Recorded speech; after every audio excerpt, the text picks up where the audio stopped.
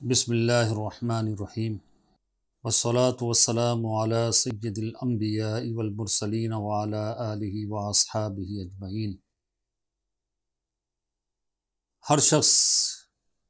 بارش کی تباہ کاری کو دیکھ رہا ہے کہ کس طرح اس مرتبہ بارش نے پورے ملک پاکستان میں تباہی کا سامان کیا ہے، اور اس بارش کی کثرت اور شدت نے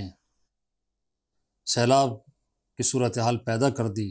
اور بے شمار علاقوں میں سیلابی ریلوں نے لوگوں کے گھروں کو مسمار کر دیا، مال مویشی کو ہلاک کر دیا، انسان بھی ڈوب کے مر گئے اور کھیتیاں تباہ و برباد ہو گئیں۔ استغفار کا وقت ہے، دعا کا وقت ہے، اللہ کی بارگاہ میں سر کو جھکانے کا وقت ہے، گڑ گڑا کر اللہ کی بارگاہ میں آنسو بہا کر اس کے رحم کی بھیک طلب کرنے کا وقت ہے اور گناہوں کو چھوڑنے کا وقت ہے۔ تو میری اس وقت تمام علماء، تمام مشائخ، مدارس کے محتمم حضرات، ذمہ داران سے گزارش ہے، یقیناً وہ اس عمل کو کر رہے ہوں گے، لیکن یاد دہانی کے لیے عرض کرتا ہوں،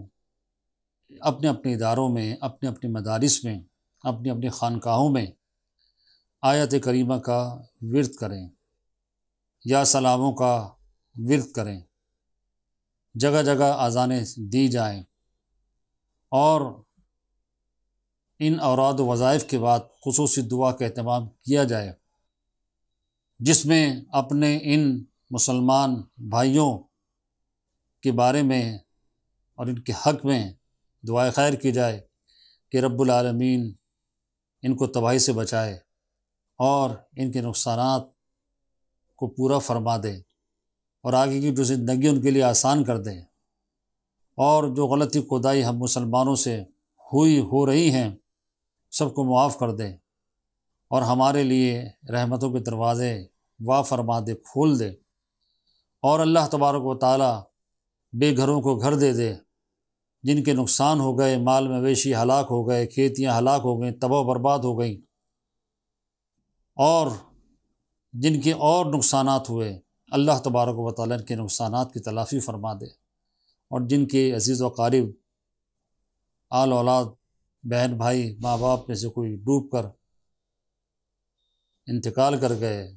شہید ہو گئے، اللہ تبارک و تعالیٰ ان کو جوار رحمت میں جگہ دے، انہیں صبر کی توفیق عطا فرمائے، اور ان کا بہترین نعم البدل انہیں نصیب۔ دعا مومن کا ہتھیار ہے، دعا عبادت بھی ہے، اور دعا مانگنا بندے کا اللہ رب العالمین سے اللہ کو بہت پسند ہے۔ تو مسجدوں میں، خانقاہوں میں، آستانوں میں، مدارس کے اندر، گھروں کے اندر دعاؤں کا اہتمام کیا جائے، اوراد و وظائف کا انتظام کیا جائے، کثرت سے قرآن مجید فرقان حمید کی تلاوت کی جائے، اور استغفار کی کثرت کی جائے، خواتین بھی کریں، مرد بھی کریں، بچے بھی کریں، تاکہ ہم مسلمان اس آزمائش کی گھڑی سے نکل جائیں اور آئندہ کی تباہی اور بربادی سے بچ جائیں۔ اللہ رب العالمین ہم سب کے حال زار پر رحم فرمائے، آمین بجاہ النبی الکریم صلی اللہ علیہ وسلم۔